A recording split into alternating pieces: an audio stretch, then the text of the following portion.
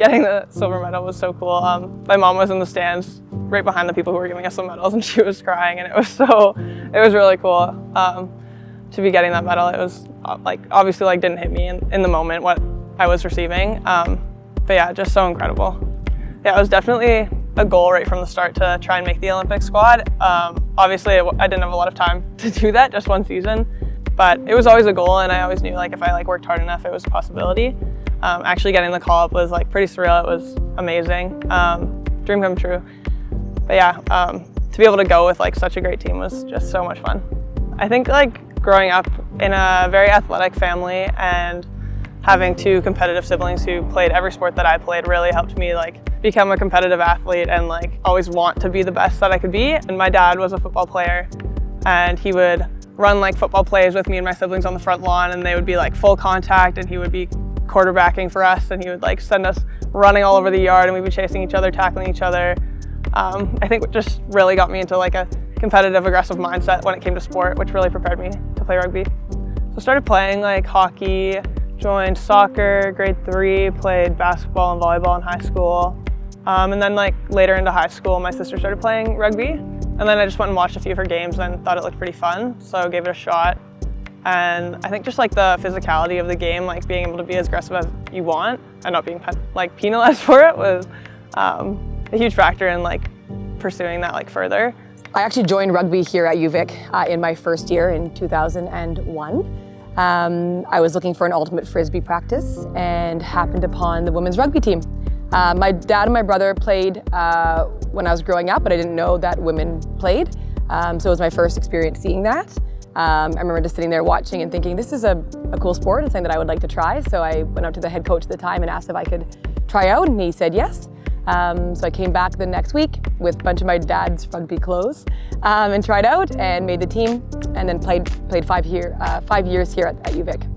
I moved back to Victoria in 2011 to join the Olympic Sevens program at the time, and in my off time, I decided to come out and help assistant coach with the program. It was a real source of joy at the time during a really intense training program. And then each year I just kept coming back and adding more, and in 2015 the coach at the time was going to step down and there was an opening, and I thought it was a great opportunity to step up as head coach. Funnily enough, I went out for cross country, which is hard to believe, but I was getting about 190 pounds. It was a lot of weight to carry around, and I was tired of being about half a mile behind Debbie Scott, so I said I got to try something else. So I went out for rugby, and then about mid-season, and got involved with the Jutes, the under-19s, and it was a great experience, and just carried on from there. Yeah, so definitely the key turning points in my rugby journey, moving out to the island, coming out with Rob McDougall, and then getting pushed into the youth sport environment and meeting Brittany Waters. I think starting to play youth sport and getting to train with older athletes and more experienced athletes helped me to gain a lot of confidence in the sport. After joining the Maple Leaf program, it was definitely a huge confidence builder, just training with and around the sevens team who was always on the World Series, and gave me a lot of drive and gave me something to pursue. If I can play these athletes and compete with them, then I know I can make it out there. Youth sport has been a huge pathway for women's rugby to the national team. The coaches that have come before us have done an incredible job of making it a legitimate place for women to play rugby.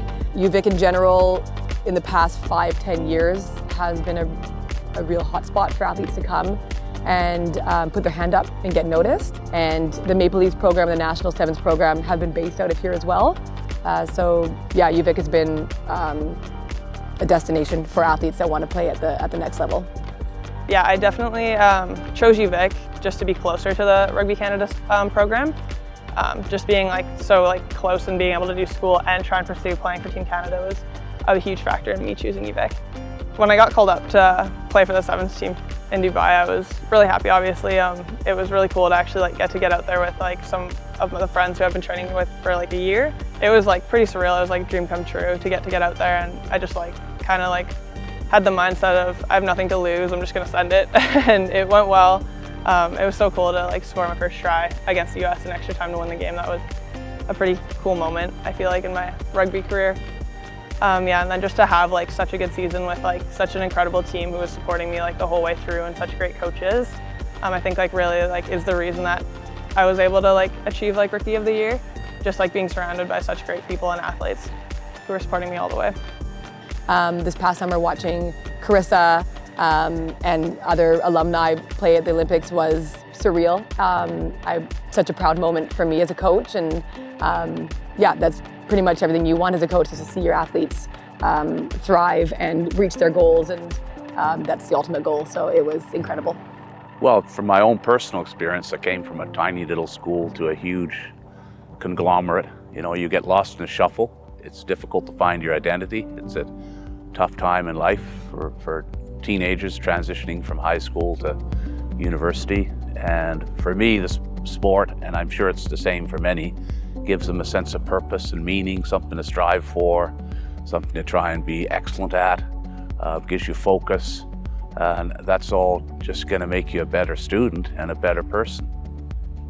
That's part of what we want to bring here as coaches as well, is making sure that when athletes come into our program, they feel included, they feel that they can be themselves. That's definitely one of my coaching philosophies, is allowing people to be themselves in the space, and then along with that is to become the best version of themselves once they're here. So financial support and scholarships have made like a huge impact in my rugby journey as a student athlete. I think having such a busy schedule like all student athletes do, balancing like school and homework and work and playing a varsity sport is a lot, and just having that support and that aid to not have to worry about making sure I'm eating like all the right food because I can't afford groceries, and having to like miss training or miss out on like working on extra skills just because I have to go to work is absolutely huge. Being offered financial support by UVic was a huge factor in coming here. I think just knowing like every year that I wouldn't have to worry about at least a semester of tuition was a huge factor in me choosing to come here. It just like makes my time here a lot easier. Throughout the UVic, I got athletic awards like most of the Vikes did at that time from the government, $1,000, $2,000. A friend of mine, my best friend, Brian Williams, died by suicide. He was a great rugby player and a great character. So Howard Goering, who was a special collections librarian, and I decided to start an award in his name. There are matching grants from the provincial government, so we each kicked in a couple $1,000, I believe it was, and we banged the drum a little bit and got some more money, and I think that was probably the first athletic award in UVic, at UVic. Yeah, I really enjoyed the camaraderie of the sport, and I knew that players needed the money to make things ends meet and make the commitment to play. And fees are so high and expensive. Parents' expectations are very high. The pressure on kids to perform well academically is huge. So they need some help if they're going to go and play sports, in my opinion, because that takes time and potentially affects their studies, although I've always been of the opinion that it actually complements their studies and gives them discipline and value in what they're doing. So I think that's the inspiration behind it. Yeah, I think having the opportunity to give out scholarships to these athletes that are doing so many great things for themselves, for their community, for their school is amazing. Obviously, it has a huge impact on their ability to focus more on their ultimate goals. I also think that scholarships demonstrate the value that we put on athletes and sport, and shows them that what they do matters, and that we care about what they're doing. So obviously it alleviates the financial strain, but it shows so much more than that. The donors that are providing support for varsity athletes do make like a world of difference in our lives. The generosity that they give to sport is just like so beneficial for all of us and makes a huge impact in our lives, allowing us to make sure that we focus on our nutrition properly. We're not having to stress about work, and we can focus on our school and use our time well to get the most out of our academic and athletic careers. When athletes are provided with scholarships during their time here, they see the benefit firsthand, and then are more likely to give back as well when they are out of the program. So I think in the past 5-10 years, a lot of athletes have had that scholarship opportunity and are now starting to give back more and more, which is great.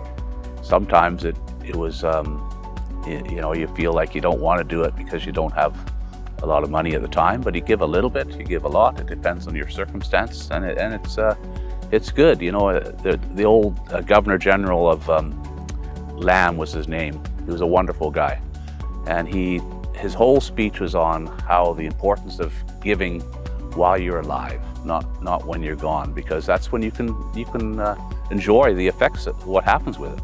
And I enjoy hearing all the experiences of people who've gone through the programs and how they benefited from the awards. I tell them, first, think about your own experience and how you benefited from the awards that you might have received. And second, think how much of a challenge it is for people going to school, and you know, the money they've got to spend and their parents have to spend. And thirdly, just don't think about having to give big amounts. Just give a little amount. Give $10 a month. Give $20 a month. When you can afford it, give $100 a month. You know, when you do that, and a bunch of people do that, it adds up to a lot.